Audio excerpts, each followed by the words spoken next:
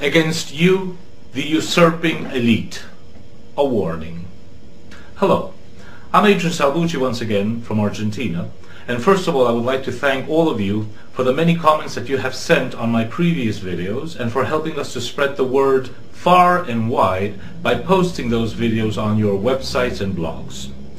Today I'd like to begin a new series of what to do type videos that I will be posting in the weeks to come so that we the people can start fighting back against the one world elite.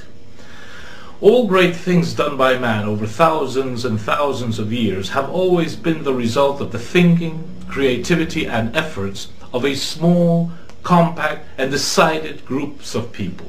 People awaken themselves, and then they awaken their fellow men to new ways of thinking, of living, of doing things, and inspiring them on to even greater things.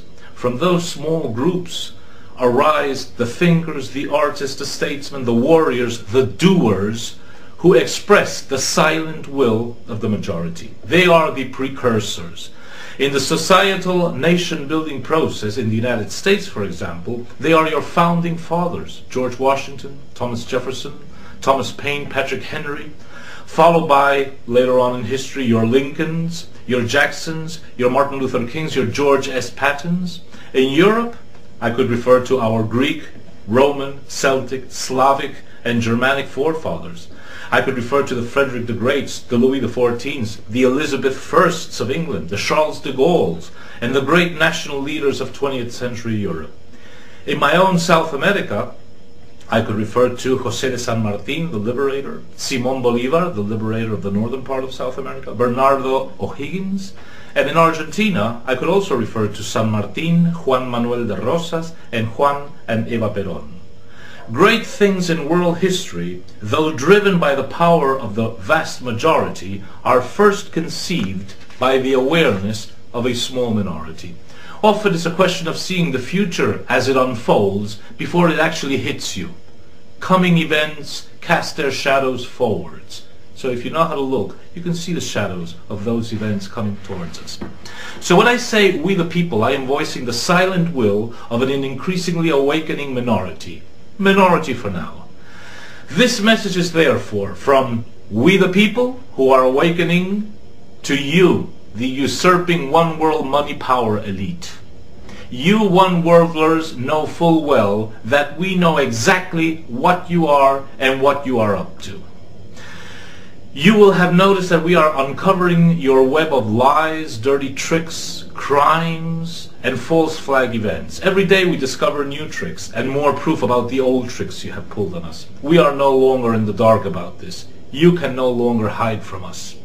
Whether it be the historical false flag events that you've staged over the past century, the sinking of the Lusitania, Pearl Harbor, or the Gulf of Tonkin episodes that served as excuses to wage genocidal wars against Germans, Austrians, Japanese, Italians, Vietnamese, Cambodians, or your modern false flag attacks like September 11, Saddam Hussein's supposed weapons of mass destruction, Osama bin Laden, Al-Qaeda and the war on terror, which not only served as excuses to destroy entire nations like Iraq, Afghanistan and Palestine through your Zionist Israeli controllers, but also to unleash a veritable global war against all of us, whereby, as George W. Bush said in a speech in September 2001, every country is either with you as slaves or against you as patriots.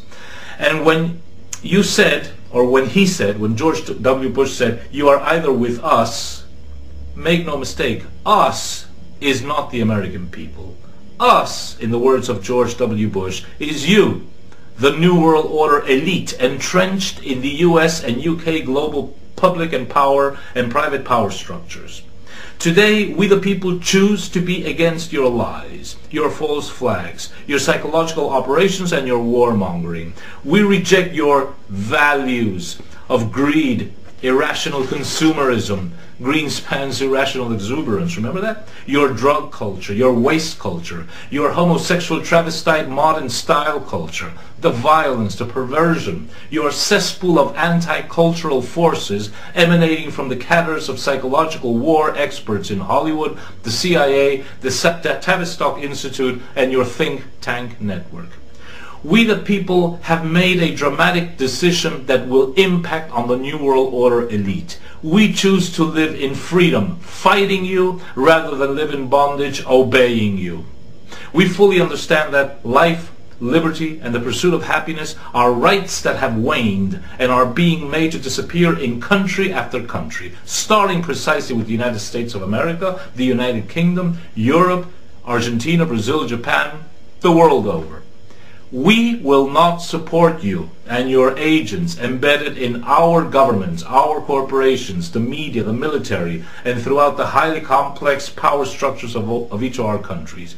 We the people are bent on a global movement to take our countries back, to wrench our captive nations from your greedy and violent hands. It's war in the widest sense of the word, and we are out to fight it. And we are fighting back not because we cherish peace less, but because we love freedom more. Almost 500 years before the Christian era, a massive invading army from the east tried to twist the arm of our intellectual and philosophical forefathers, the Athenian Greeks. In the Battle of the Thermopylae, with a tiny group of 300 true warriors, the Spartan general Leonidas was able to stop a vast, larger, better equipped and stronger army of 200,000 soldiers under the command of the Persian Heracles. The Greek Confederation prevailed. More proof that spirit reigns over matter. So, although today we are weaker because we can tap into far less resources, we are more disorganized, we are however more than you in the long run, we are better than you, and time is on our side. Today you might be far stronger than we, and you are ferociously organized as a global killing machine. Yet you know that your time, global elite, is almost up. Time is against you. We know that you are planning dreadful things in the weeks and months to come. It's no secret. We will not be surprised if you make another turn of the screw and push the ongoing financial crisis into the veritable global financial collapse that it really is, dragging the United States, Europe, and the better part of the world into massive unemployment, disarray in public services, fear on the streets, and mass social war, which is even worse than civil war. That will certainly be your cue to suspend constitutional rights and turn the United States, for example, into a veritable Soviet empire. Funny, isn't it? Let extreme capitalism have its way to the bitter end, and what do you get? A Soviet socialist state. The extremes meet.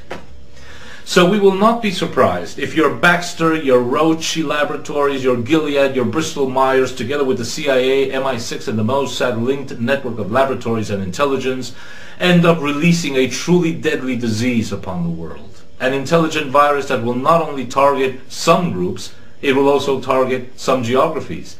Or perhaps there will be an antidote, which will be a very closely guarded secret only for your use. So far, the avian flu epidemic of 2006 and the swine flu epidemic of 2009 have been mere test balloons to see how far people can be fear-mongered into willingly accepting mandatory vaccinations. And when people accept those mandatory vaccinations, what will go into them? Even deadlier diseases? Mind control drugs? Radio frequency identification chips? Good question. And for the 3 or 4 billion that you might end up killing with these vaccinations, well, you'd be really delighted to see 3 or 4 billion people wiped off the map, wouldn't you? We the people will not be surprised if you stage yet another false flag attack that will make September 11 look like a firecracker. And this one that you have in the planning board will be a weapon of mass destruction attack, right? A bioweapon in a major city, perhaps? Or a chemical weapon in a subway transit system, perhaps? Or maybe you'll go so far as to detonate a nuclear device over a major or not so major city? What will it be? New York? Seattle? Phoenix? And who will you then blame it all on? Iran? China? Militant civil disobedience groups? Who's going to be the next enemy this time? Or maybe even your Israeli controllers with Benjamin Netanyahu and Avigdor Lieberman and their Zionist stormtroopers will go ballistic and they will attack Iran, and then all hell will definitely be let loose as the United States is dragged into what will probably be your last war.